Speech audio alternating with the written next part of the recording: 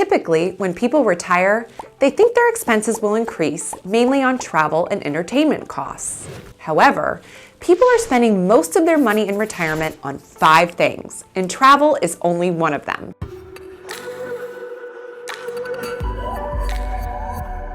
Hi, I'm Julia Lemke, Certified Financial Planner and Managing Director of URS Advisory. I've helped hundreds of retirees prepare for and thrive in retirement, and I know the difference between what they think they'll spend money on versus what they actually spend on. And today, I'm going to share the 5 biggest expenses we see with our clients, some of which may be quite surprising. So why listen to me? Well, I have spent the last decade of my life not only studying finance, but I manage millions of dollars for our clients who are approaching, newly, and in retirement. I know which expenses tend to creep up on you and have learned from experience how to craft a sustainable retirement budget so that our clients are prepared to afford these expenses. Before I get started though, please be sure to like and subscribe to our channel. We're trying to build a community here, and you sharing it helps us get this information out to as many people as possible, and we really appreciate it. So let's jump right in. The number 1 biggest expense in retirement is healthcare. According to Kiplinger, if you retire before age 65, the average couple will spend $17,000 per year in healthcare expenses before they're able to enroll in Medicare at age 65, and it doesn't stop there. Many people falsely assume that Medicare is much cheaper than under 65 health insurance and that it pays for everything, but in reality, Medicare only covers 2/3 of the costs. I started my business just doing Medicare back in 2009. And I've done several videos on the Medicare program, the costs, etc., and I'll put a link to those in the description below. But let's review some of the basics now. Medicare Part B and D premiums, which are subject to earnings penalties, out-of-pocket expenses, dental, vision, and long-term care expenses are not covered by Medicare and can do a number on your savings if you're not prepared. In fact, an individual can spend an extra $500 per month in just Medicare Part B and income-related penalties, Part B and D related penalties. And that doesn't even include the base premiums for Medicare's Part B and D. Per HealthView Services, a healthy 65-year-old couple who is retired in 2023 is likely to use almost 70% of their lifetime Social Security benefits to cover Medicare expenses in retirement. Assuming both spouses are alive for 23 years, this equates to an average lifetime total of $780,361. So, how do you combat this? Well, there's a lot that you can do during your working years and just before age 65 that can alleviate the rising cost of healthcare, and the first of these is to opt for a high-deductible health plan while working and maxing out a health savings account.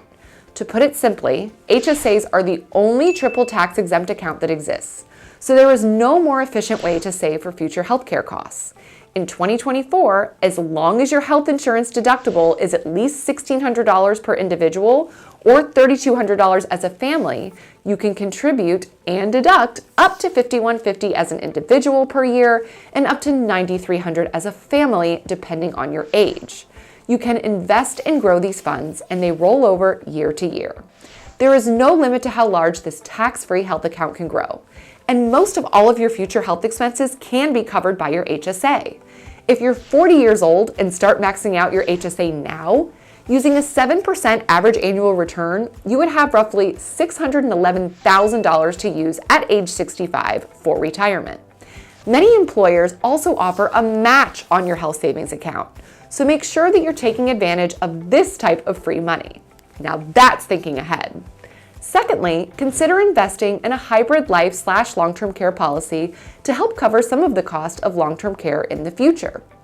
It's typically not necessary to purchase a policy that will cover everything, but covering some of that potential cost can be very helpful.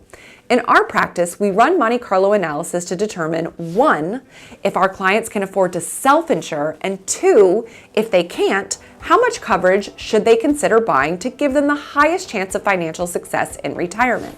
Lastly, you need to make sure that you choose a strong Medicare plan to cover the costs that Medicare leaves behind.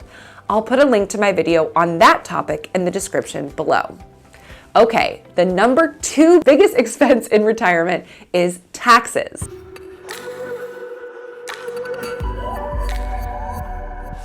I laugh a little bit because most people really believe that of all of their pre-retirement expenses, at least their income tax will go down. And unfortunately, that is not always the case. You heard what I just said about Medicare Parts B and D premiums potentially costing an extra $500 per month.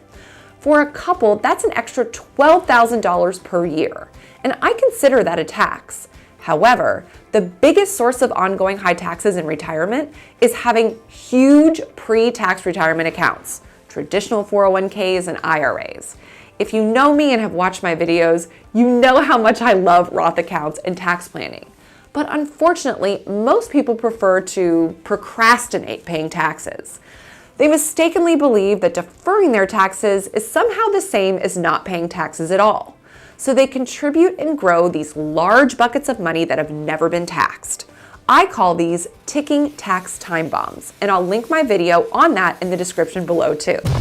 Remember, every dollar you pull from these pre-tax retirement accounts is taxed at ordinary income at whatever future tax rates are. So this can push you into higher tax brackets and also cause you to pay double in Medicare health costs. And right now, we're in the lowest tax regime in history. I'm a big believer in paying the tax when you have the income, which means while you're working, not once you retire and no longer have income coming in. Also, many people believe that their tax rate will be lower in retirement, which is clearly not true if you have large pre-tax retirement accounts that you'll need for income, or if you have such large brokerage accounts that your short-term capital gains and interest push your taxable income into higher brackets, not to mention the required minimum distributions that are due starting at age 73 or 75, depending on your year of birth. So what can we do about the uncertainty around future tax rates and ticking tax time bombs? Well, you can start to diversify your tax landscape today by splitting your retirement contributions between pre-tax and Roth, or more aggressively, going full Roth contributions. In our practice, we use sophisticated software to determine how much our clients can contribute to their Roth 401k or how much they can convert to Roth IRAs to lower their lifetime tax liability, most simply without bumping a current tax bracket. This strategy is known as filling up the bucket, but our software shows us hundreds of strategies to save in overall lifetime tax. Remember, Roth IRA distributions or Roth 401k distributions are completely invisible on your tax return. So they're not just tax-free, but they protect you from the Medicare IRMA penalties and other tax savings phase-outs. Our software also allows us to perform what's called distribution planning, so that our clients are pulling their retirement income from the correct accounts in the correct order to minimize their lifetime tax liability. Okay, the third biggest expense in retirement is travel.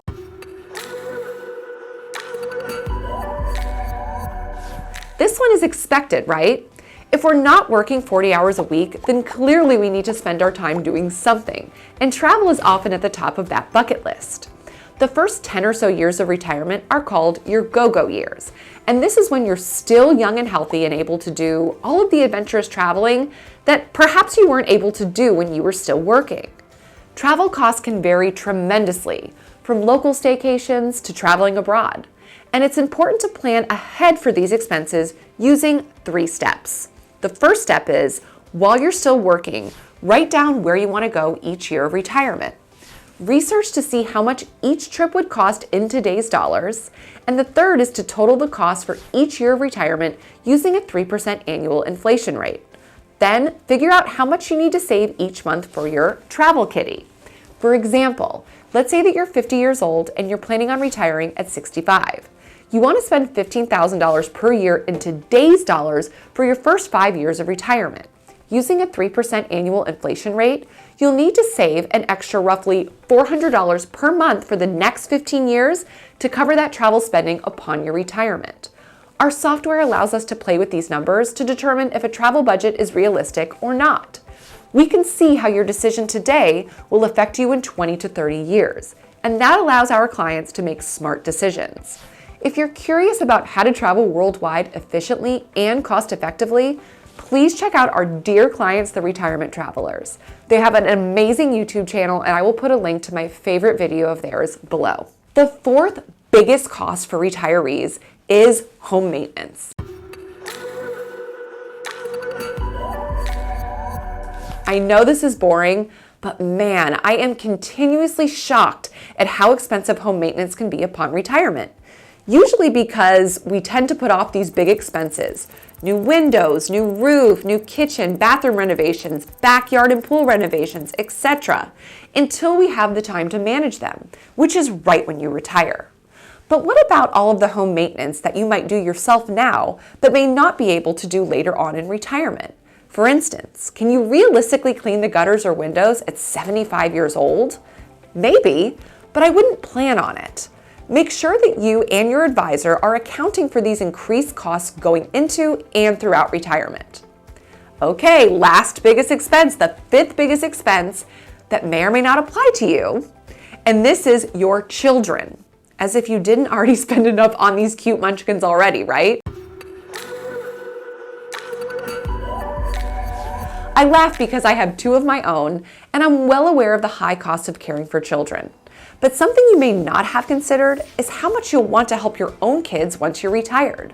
Whether it's treating your family to a big vacation, contributing to your grandkids' education accounts, paying for private school, or just gifting your kids, you need to plan for this increased retirement cost. Using our software, we're able to tell our clients exactly how much they can afford to gift each year without negatively impacting them in the future. Okay, folks, there you have it. The 5 biggest retirement expenses that you can start planning for today: healthcare, taxes, travel, home maintenance, and kids. If I missed one, please let me know below and we can all learn from your experience. If this video was helpful, please don't forget to like, subscribe, and share. Okay, see you next time.